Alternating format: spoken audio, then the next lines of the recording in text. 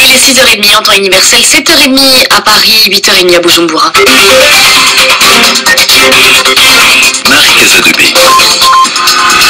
Et Magali Lagrange nous a rejoint pour Journal Afrique. Bonjour Magali. Bonjour Marie, bonjour à tous. Possible révision de la Constitution fait aussi beaucoup de bruit en République démocratique du Congo. Le sujet est évoqué depuis quelque temps. Cette fois, c'est le président du Sénat qui en a parlé. Selon lui, la révision de la Constitution ne portera pas sur l'article 220 qui limite le nombre de mandats du président. Il s'agirait plutôt de modifier le mode de scrutin aux élections locales et provinciales. On passerait d'un suffrage direct à un suffrage indirect. Cette modification est demandée par la commission électorale, mais du côté de l'opposition, la proposition ne fait pas l'unanimité. Cette semaine, la plateforme Sauvons la RDC convoque une réunion pour mobiliser contre cette possible réforme. Écoutez la réaction du président de l'UNC, Vital Kamerhe. Dans tous les cas de figure, l'élection du président de la République et des députés nationaux doivent avoir lieu au plus tard le mois de novembre 2016, de telle sorte que le 19 décembre 2016, date limite du mandat du président Kabila, nous ayons un nouveau président de la République. Nous n'acceptons pas des arrangements du genre 1+2, 1+4, une transition pour prolonger le mandat du président Kabila. Et nous connaissons cet agenda caché. Nous savons très bien que nous allons dans un scénario à la Gbagbo, à l'ivoirienne.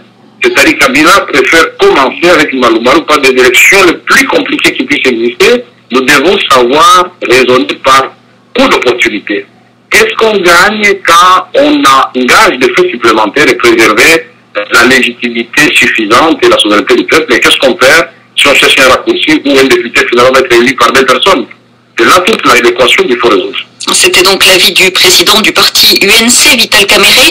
Dans les rangs de la majorité, on n'est pas du même avis. Son porte-parole rappelle que les autorités se sont engagées à respecter la Constitution. Sébastien Luzanga balaie la polémique sur un nouveau mandat de Joseph Kabila à la tête de la RDC, mais il n'exclut pas complètement une révision de la Constitution. Tout ça, c'est vraiment de procès d'intention de la part de l'opposition.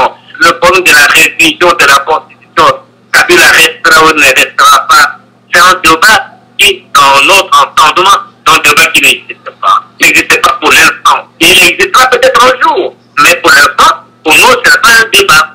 Le président Kabila et sa majorité, pas plus tard que le jeudi 20, nous avons pris l'engagement de respecter la Constitution de bout en bout. Quand bien même, dans sein de cette nouvelle Constitution, il y ait beaucoup de dispositions revisables. Si demain le peuple se réveille et demande qu'on revoie la Constitution, eh bien, nous serons obligés de nous incliner. Vous allez voir, prenez date, je suis certain, au bout, il finit, c'est ce peuple congolais qui va nous demander de revoir la Constitution qui ne s'adapte plus avec les circonstances actuelles, avec l'évolution de notre pays. Le porte-parole de la majorité présidentielle en RDC, il était joint par Pierre Pinto.